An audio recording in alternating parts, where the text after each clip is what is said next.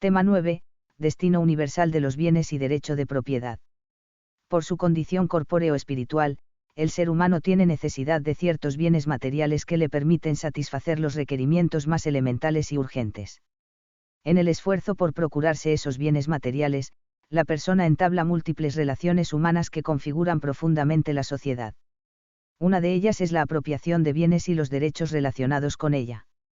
En este tema abordaremos la visión cristiana sobre el dominio de los bienes materiales, marcada por dos realidades insuprimibles, la libertad personal y la naturaleza social de la persona. 1. El principio del destino universal de los bienes. La creación procede del amor gratuito de Dios, que por pura bondad ha llamado al ser a todo cuanto existe. La entera creación aparece como buena delante de Dios, Siefar. GN 1, 10-31, y, por eso, en la visión cristiana los bienes materiales son buenos. En el libro del Génesis se expresa el designio de Dios para el ser humano. Allí el hombre y la mujer, por ser imagen y semejanza de Dios, reciben una misión particular respecto al mundo exterior a ellos. Y los bendijo Dios y les dijo: sed fecundos y multiplicaos. Llenad la tierra y sometedla, dominad en los peces del mar, GN 1, 28-30. En el plan de Dios, el ser humano ha recibido el encargo de colaborar con Dios en el desarrollo de la creación, trabajar el mundo y dominarlo de acuerdo con el plan de Dios.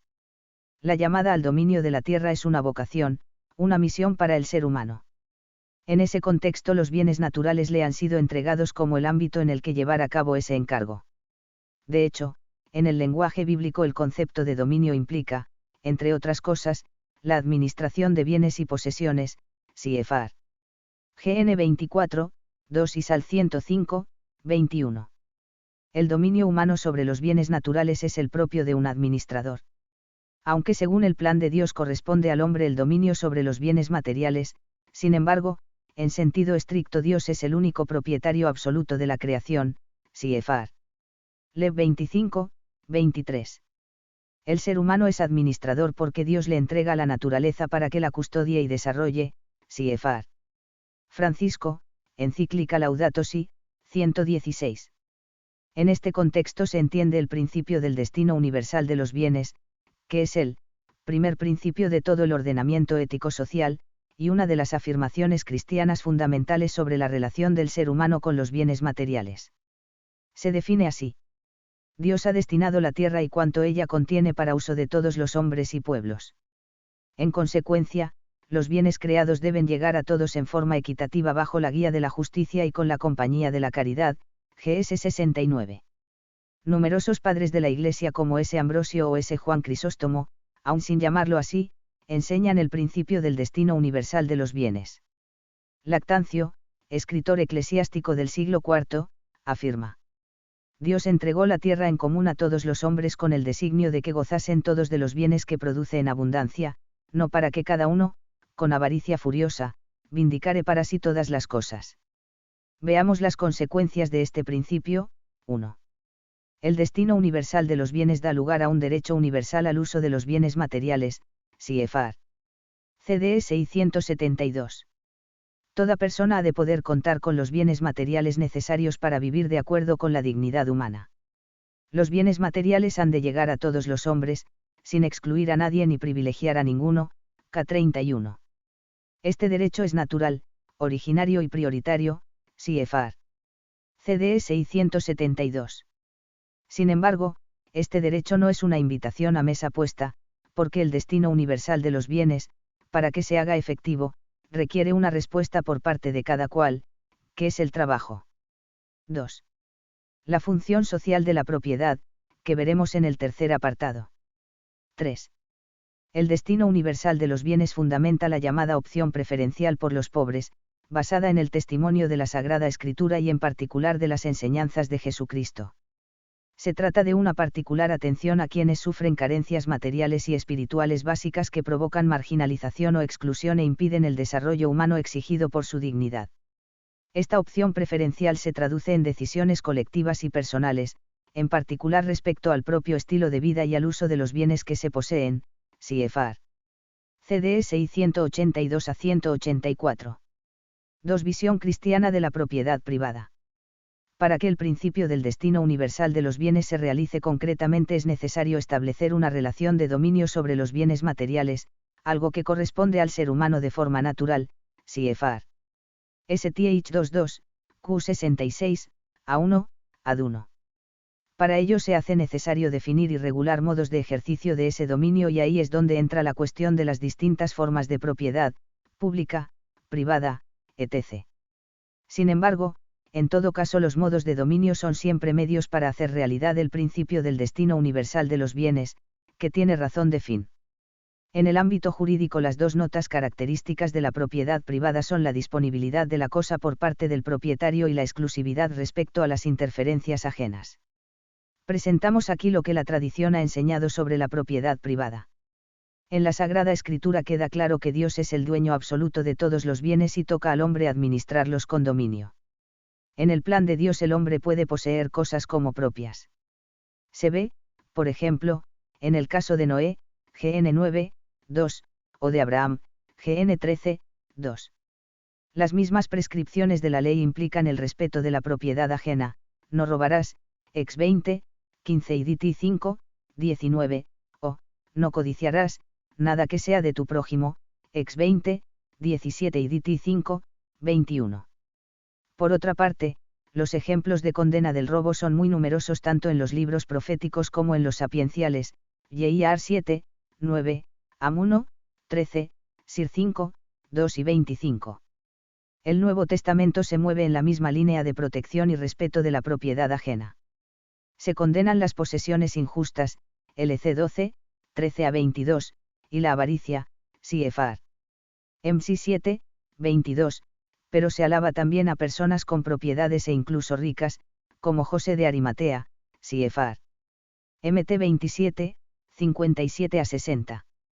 Por supuesto, el mensaje de la Sagrada Escritura respecto a la propiedad es mucho más amplio que lo que acabamos de apuntar aquí.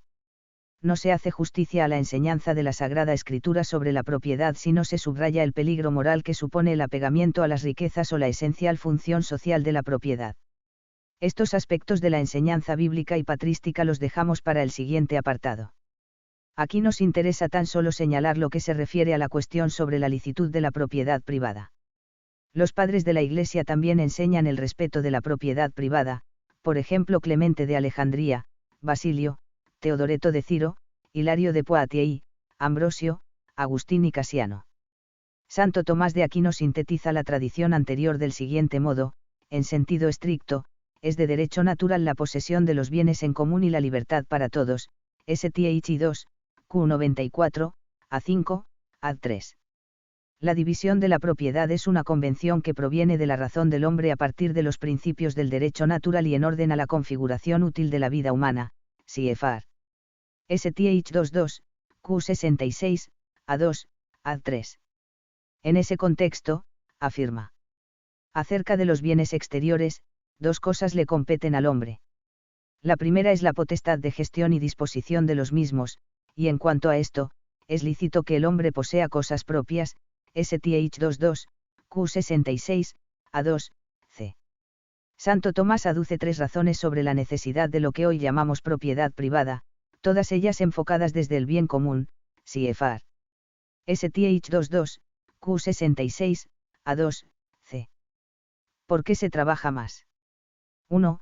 Es más solícito, cuando se ocupa de las cosas que le son propias, que si todo fuera común a todos o a muchos, porque entonces el hombre trataría de descargar el trabajo sobre los demás.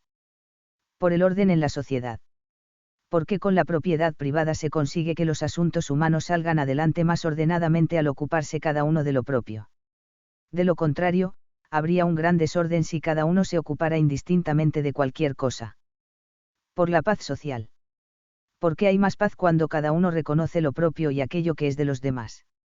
Cuando todo se tiene por común e indiviso se generan más discordias. A la luz de la tradición, el magisterio se ha ocupado con frecuencia de la legitimidad de la propiedad privada. La mayoría de los pronunciamientos magisteriales han tenido lugar en diálogo con el marxismo, que propugnaba la abolición de toda forma de propiedad privada. Así, el magisterio ha entendido la propiedad privada como un derecho natural fundado sobre la prioridad ontológica y teológica de los seres humanos particulares respecto a la sociedad, MM 109, que debe facilitarse a todos, individuos, familias y pueblos, Ibid 113 y 115.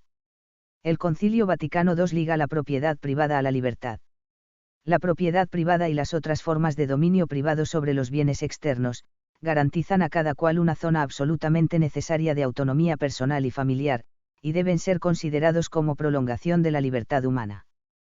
Por último, como son un estímulo para el ejercicio del deber y de la responsabilidad, constituyen una condición de las libertades civiles, GS 71, CFR. CDSI 176. Sin embargo, la realidad nos muestra que numerosas personas en el mundo no consiguen ejercitar este derecho. Por eso, no basta afirmar que el hombre tiene un derecho natural a la propiedad privada de los bienes, incluidos los de producción, si, al mismo tiempo, no se procura, con toda energía, que se extienda a todas las clases sociales el ejercicio de este derecho, MM 113. Toca de manera particular a la autoridad dirigir los esfuerzos en este sentido. 3. La función social de la propiedad. En la visión cristiana, la defensa de la propiedad privada carece de toda fuerza si no se subraya igualmente que se trata de un medio al servicio del fin natural primario que es el destino universal de los bienes. La propiedad privada, en efecto, cualquiera que sean las formas concretas de los regímenes y de las normas jurídicas a ella relativas, es, en su esencia, solo un instrumento para el respeto del principio del destino universal de los bienes, y por tanto, en último análisis, un medio y no un fin, CDSI 177, pp 22 a 23. Por eso convertir el derecho de propiedad privada en un fin, o aislarlo de su fundamento, desfigura ese derecho y es tan ilícito como abolirlo. De aquí se deriva una característica esencial de la concepción cristiana de la propiedad, su función social o apertura a los demás. Veámoslo, en la Sagrada Escritura la propiedad de bienes materiales es considerada siempre en un contexto y con una función sociales. En el Antiguo Testamento la propiedad tiene una orientación no exclusiva a la ayuda a los más desfavorecidos. Israel debe cuidar de manera especial a los pobres, menesterosos, huérfanos, viudas, esclavos, extranjeros, etc. En esta línea, se establecen como ley algunas instituciones que son una semilla de la doctrina social, CFR. CDSI 25. El año jubilar, cada 50 años la tierra vendida volvía a su antiguo dueño y se la dejaba descansar, Lev 25, 8 a 17, el año sabático, cada 7 años se dejaba la tierra descansar por un año, Ex 23, 10 a 11, Lev 25, 1 a 7, los esclavos a causa de las deudas quedaban libres, Ex 21, 2 a 4, y las deudas eran condonadas para que, no haya pobres en Israel, DT 15, 1 a 11, cada 3 años el diezmo de la cosecha se reservaba para los menesterosos, DT 14, 28 a 29, y así lo vivían los justos, Tab 1. 8. Se alaba y prescribe la limosna, que merece la bendición de Dios, DT 15, 7 a 11. Se considera riqueza injusta no solo aquella que fue adquirida ilícitamente, sino también aquella de la que se hace un uso indebido, como en el caso de, los que atesoran, Am 3, 10, o cuando se hace un mal uso de las grandes propiedades. En el Nuevo Testamento Jesucristo condena con especial dureza las riquezas injustas, LC 12, 13 a 21, y el apego a los bienes materiales porque aparta de la atención a Dios, Ibid, 23 a 24, hace difícil el acceso al reino, MT 19, 23 a 24, y ahoga la sensibilidad hacia la necesidad ajena, LC 16, 19 a 31, donde se narra la historia de Epulón y Lázaro.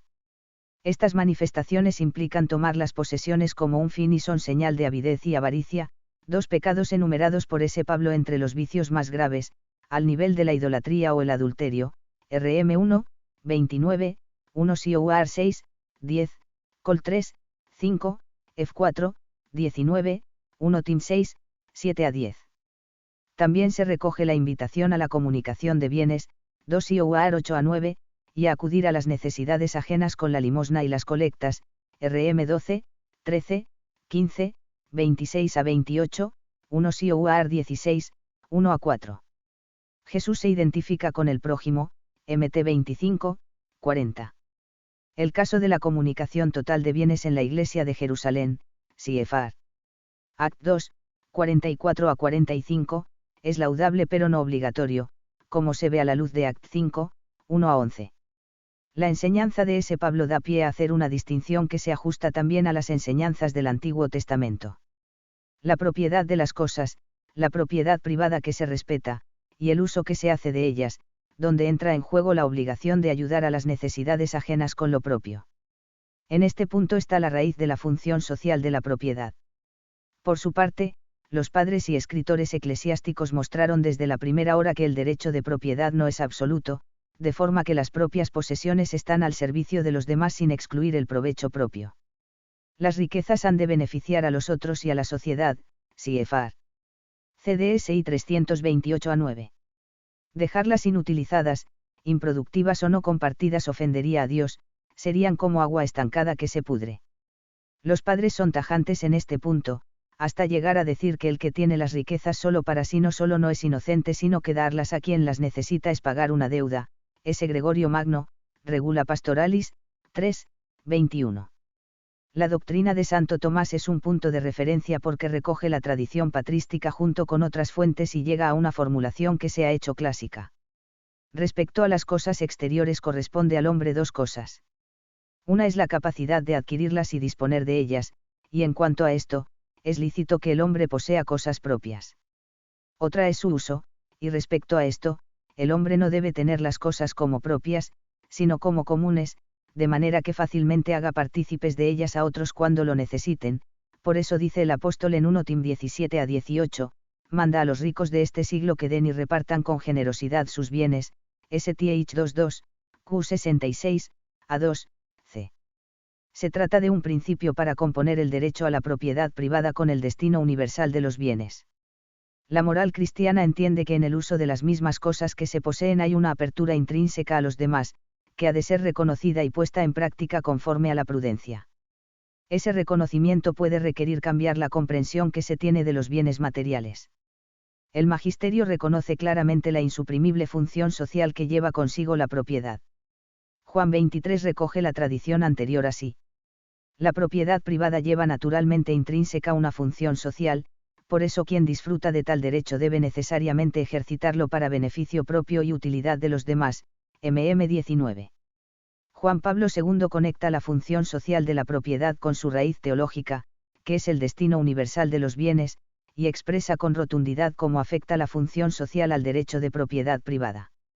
La tradición cristiana no ha sostenido nunca este derecho como absoluto e intocable. Al contrario, siempre lo ha entendido en el contexto más amplio del derecho común de todos a usar los bienes de la entera creación, el derecho a la propiedad privada como subordinado al derecho al uso común, al destino universal de los bienes, L. 14. En conclusión, toda forma de propiedad privada lleva intrínseca una función social. También los grandes propietarios así como aquellos que poseen bienes productivos o de inversión tienen una particular responsabilidad de cara al bien común. La responsabilidad es mayor porque las posibilidades de contribuir al bien común son notoriamente mayores.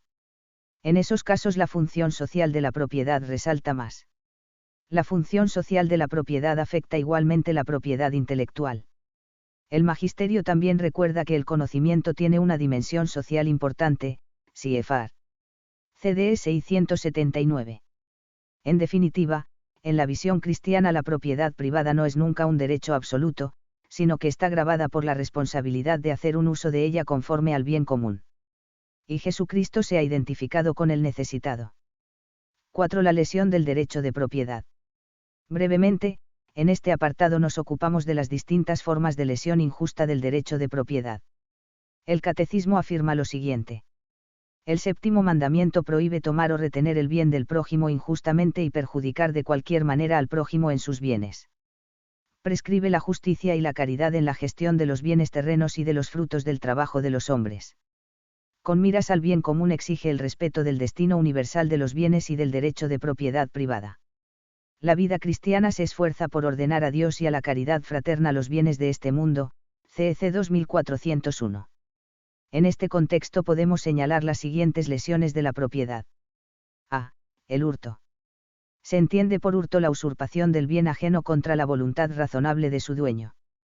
Bajo la definición de hurto entran también otras formas como, retener deliberadamente bienes prestados u objetos perdidos, CEC 2408.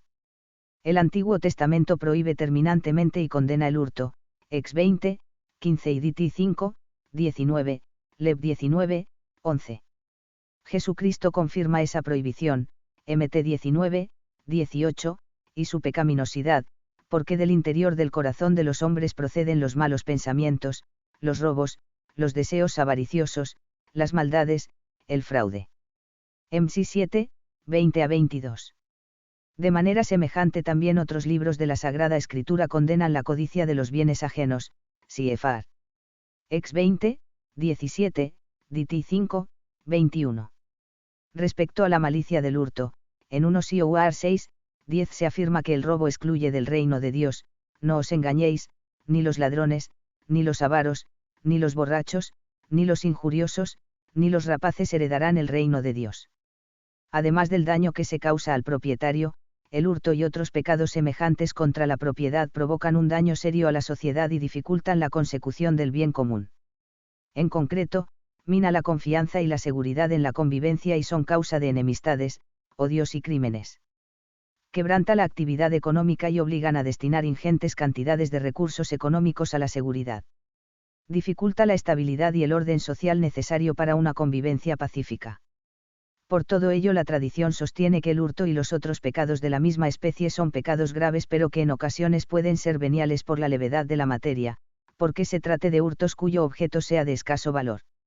Sin embargo, es importante poner el acento en el desorden de la voluntad que se produce en todo tipo de hurtos. La voluntad elige una injusticia, leve o grave, y la persona se hace por ello injusta, nada más lejos de la santidad. Para hacerse una idea de la gravedad del hurto ha de tenerse en cuenta, el daño causado a quien sufre el hurto. Criterio subjetivo: puede suceder que el hurto de una cantidad pequeña o de un objeto de poco valor produzca a quien sufre el hurto un daño grave por distintos motivos, porque era algo especialmente necesario, porque tenía un valor especial para esa persona, porque le produzca un daño importante, etc. La entidad del hurto en sí, criterio objetivo: este criterio se fija en el daño que causa el hurto a la sociedad. Hay hurtos que, independientemente del daño provocado a quien lo sufre, incluso si fuera a una persona rica, son graves en la estimación común de una sociedad concreta. En este sentido, algunos autores consideran graves los hurtos que producen un verdadero enriquecimiento de acuerdo con las circunstancias económico-sociales de la sociedad de que se trate. No obstante, no es posible discernir matemáticamente la gravedad o levedad del hurto en sí mismo. Cuando se produce un hurto de bienes públicos, el hecho de que el daño producido a personas individuales pueda ser menor porque la propiedad es de un colectivo de personas no implica que el hurto no sea grave. En estos casos hay que tener especialmente en cuenta la entidad del hurto en sí. Se trata de un tipo de propiedad que guarda una especial relación con el bien común, de forma que habrá que atender al deterioro que el hurto produce en el orden social. Situaciones de excepción. La legitimidad de la propiedad privada no anula el derecho fundamental que toda persona tiene a la subsistencia, es decir, a contar con una parte indispensable de los bienes de la tierra que le permita sobrevivir. Por eso hay situaciones en las que el derecho de propiedad privada de cualquier persona cede ante el principio del destino universal de los bienes y puede llegarse a tomar un bien ajeno sin que esa acción sea inmoral. Con determinadas condiciones puede ser el caso de la expropiación o nacionalización de bienes por parte del Estado, ver ejercicio 3. Aquí solo mencionamos el caso de extrema necesidad. Como explica Santo Tomás, en caso de extrema necesidad todas las cosas son comunes, Siefar. STH 22, Q66, A7, SC, Q32, A7, A3. Para ello, sin embargo, debe tenerse en cuenta lo siguiente: ha de ser una situación verdaderamente grave, peligro de muerte, riesgo grave para la propia vida. La sustracción no debe provocar a quien la sufre una situación semejante, se debe tomar solo lo estrictamente necesario. Cuando cese esa situación, hay obligación de restituir lo sustraído. B. El fraude y la corrupción. Se entiende por fraude el hurto que se realiza con engaño, normalmente mediando un contrato. Quien defrauda se apropia injustamente del bien ajeno o lo daña engañando en un contrato, es decir, amparándose en un derecho aparente que proporciona el contrato del tipo que sea. Se puede cometer de numerosas formas. El Catecismo señala algunas de ellas. Toda forma de tomar o retener injustamente el bien ajeno, aunque no contradiga las disposiciones de la ley civil, es contraria al séptimo mandamiento. Así, defraudar en el ejercicio del comercio, cf. Diti 25, 13-16, pagar salarios injustos, cf. Diti 24, 14-15, Esti 5, 4, el fraude fiscal, la falsificación de cheques y facturas, CEC 2409.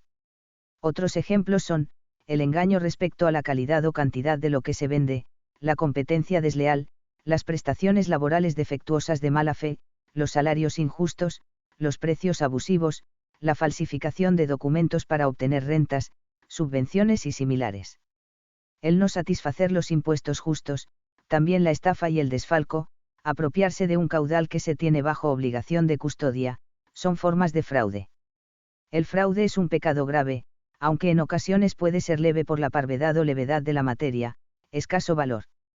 Entraña también obligación de restitución, hay que prestarle mayor atención porque está muy extendido, es más discreto y fácil de cometer que el hurto, y es una de las formas de lesión de la propiedad ajena que más perjuicios acarrea a la sociedad por un motivo muy concreto, quebranta la confianza con ocasión y mediante los mismos instrumentos cuya función es crear seguridad y confianza en las relaciones económicas y sociales, los contratos, las leyes, etc. La corrupción está relacionada con el fraude. El catecismo la menciona expresamente. Son también moralmente ilícitos, la corrupción mediante la cual se vicia el juicio de los que deben tomar decisiones conforme a derecho, CEC 2409. En el ámbito público la corrupción se asimila al cohecho, delito que consiste en sobornar a un juez o funcionario en el ejercicio de sus funciones, o en la aceptación del soborno por parte de aquellos. También es corrupción la exigencia por parte de los mismos poderes de cantidades no previstas por la ley para cumplir con sus obligaciones, también llamada mordida, así como la extorsión, amenaza realizada para obtener dinero u otro provecho, y el desfalco, apoderarse de fondos públicos. Estas y otras formas de corrupción pueden producirse tanto en el ámbito público como en el privado. Con frecuencia la lesión de la propiedad mediante corrupción se produce en el ejercicio de la actividad política causando de ese modo, además de una injusticia patrimonial, una de las más graves deformaciones del sistema político, CIEFAR. CDSI 411. En cuanto a su valoración moral, la corrupción es una de las mayores lacras para una sociedad, supone un ataque frontal al bien común. Es una de las principales causas de la creación de estructuras de pecado, que son la cristalización de los pecados personales en el tejido social, generando instituciones, sistemas o modos de funcionamiento que refuerzan y perpetúan la injusticia y lastran el desarrollo de los pueblos. Dificulta en gran medida la honestidad en el ejercicio de las distintas profesiones, que en ocasiones requieren comportamientos verdaderamente heroicos. Perjudica seriamente al crecimiento económico. Daña los procesos democráticos y reduce significativamente las oportunidades de mejora social de los sectores más vulnerables. Alimenta la desigualdad entre los países desarrollados y los que están en vías de desarrollo. C. La damnificación injusta. En el ámbito de los bienes materiales, la damnificación injusta consiste en causar injustamente un perjuicio en el patrimonio ajeno sin intención de enriquecerse. Se da también damnificación injusta cuando se impide injustamente a otra persona la consecución de algún bien. Como toda lesión de la justicia, la damnificación injusta es un pecado grave pero admite parvedad de materia cuando el daño causado haya sido leve. Sin embargo, aunque pudiera parecer que la falta de enriquecimiento propio disminuye la malicia de este pecado, en realidad es al revés, pues cabe que al daño ajeno se añada la mala intención deliberada, incluso por odio u hostilidad, lo cual es además una ofensa contra la caridad. Por eso en estos casos la intención del damnificador injusto tiene una relevancia mayor. La damnificación injusta, como las demás lesiones injustas de la propiedad ajena, genera la obligación moral de restituir conforme a los criterios señalados en el siguiente apartado. D. El deber de restitución. El principio general respecto a la obligación de restituir todas las injusticias cometidas viene expresado en el Catecismo con claridad. En virtud de la justicia conmutativa, la reparación de la injusticia cometida exige la restitución del bien robado a su propietario. Jesús bendijo a Zaqueo por su resolución: si en algo defraudé a alguien, le devolveré el cuádruplo. LC 19, 8. Los que, de manera directa o indirecta, se han apoderado de un bien ajeno, están obligados a restituirlo o a devolver el equivalente en naturaleza o en especie si la cosa ha desaparecido, así como los frutos y beneficios que su propietario hubiera obtenido legítimamente de ese bien. Están igualmente obligados a restituir, en proporción a su responsabilidad y al beneficio obtenido, todos los que han participado de alguna manera en el robo, o que se han aprovechado de él a sabiendas, por ejemplo, quienes lo hayan ordenado o ayudado o encubierto, CEC 2412. La efectiva restitución o, como mínimo, el propósito de restituir lo sustraído en cuanto sea posible es condición para obtener el perdón por las injusticias cometidas contra el séptimo mandamiento en el sacramento de la penitencia, pues de lo contrario faltaría el verdadero arrepentimiento. En cuanto a la restitución, cuando se trata de bienes encontrados se deben poner los medios razonables para individuar al legítimo propietario y restituirlos. De lo contrario se pasaría a retener injustamente esos bienes. En el caso de la damnificación injusta existe igualmente obligación de restituir, también en los casos en los que se impide a otras personas la consecución de algún bien al que tenían derecho, como por ejemplo cuando se impide injustamente el acceso de una persona a un puesto de trabajo al que tenía derecho, o cuando con ocasión de una herencia se perjudica a los herederos legítimos con calumnias, etc. A veces, aun no habiendo culpabilidad moral, por ejemplo, en el tráfico de vehículos a motor el derecho establece una objetivación de la responsabilidad, y en consecuencia el deber de reparación de daños. Además, se puede decir algo semejante cuando el daño se produce de manera involuntaria, aunque no exista estricta obligación de justicia, la caridad y el amor a la justicia llevará a reparar el daño.